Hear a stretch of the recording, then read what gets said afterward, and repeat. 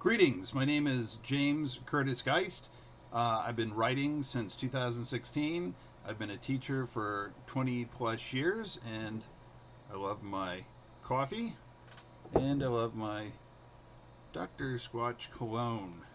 If you enjoy my stories, I appreciate you hitting like and subscribe. Today's stories are coming from Time Rich, Cash Poor.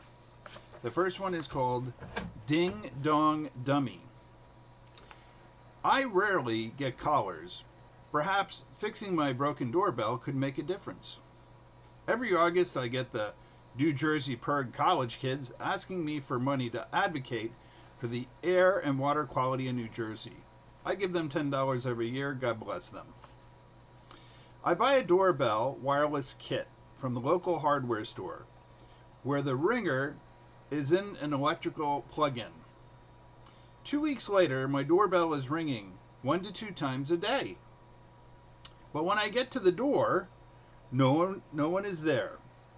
It must be a phantom caller. Perhaps the local kids are playing a prank on this old man crank. Perhaps they did not like the Halloween candy this year. Maybe I need hearing aids, or maybe I'm losing my mind. Why the hell does my doorbell keep ringing? The following week I am barbecuing on my back deck, and my neighbor tells me about the new wireless doorbell he has installed. The phantom ringer has been discovered. My neighbor is much more popular than me. At least I know when he gets home. I take out my wireless door ringer. Callers will have to knock or yell loudly to catch my attention. The point is, every time he got home from work, he would ring his doorbell. And because we lived 10 feet away, it would ring my doorbell. Okay. The next story is called White Lady. It's a little long. It's circa 2008. I was dating someone. Her name was Leah. Her name was Leah, and she looked like the actress Laurie Holden in the movie The Majestic, with her blonde hair, blue eyes, and movie actress looks. She lived in the condos in Crystal Springs Resort, Mount Vernon skiing area. She told me she only drank on the weekends, as she sipped her sake rice wine that Wednesday evening. Outside the wintry, snowy night was a young man shoveling, looking up at the sky, and then talking to himself and some other invisible person. He clearly was mentally unstable, high, or both.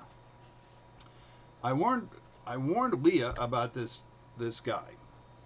And as we came back from her cigarette run, she invited the young man into her apartment that she lives in only on the weekends. During the week, she would work in Long Island selling mortgages and was living with her parents. The young man shared with me how he hated his father for throwing him out of the house, and then in the middle of his sentence, he would stop talking and fall asleep. Leah clapped her hands to wake up the young man. I'd never seen a heroin junkie before. I could not help myself but stare at this young man. Smack, snow, skunk, sack, white, heroin. She told the young man that God loved him, and that he had value, and that he could get help. She also told him she worked in Long Island during the week. And all I could do was think, she just invited this guy to break into her place and rob her during the week. Boy, he, white nurse, white boy, white lady. He stared at me with hurt and hatred in his eyes and pointed his finger at me and said, "How dare you judge me, pastor man? What gives you the right to judge me?" I said, I apologize. I'm intrigued. I said, I've never seen a person in flesh fall asleep in the middle of a sentence before. I only wish the best for you and hope you find peace and recovery. How did Leah know so much about heroin addiction? Her ex-husband was the youngest federal judge ever appointed to the bench, but went to jail for having connections to the mob. Her daughter was a cutter. Her son was in jail for using heroin. She seemed to be struggling with alcohol and setting boundaries with junkies.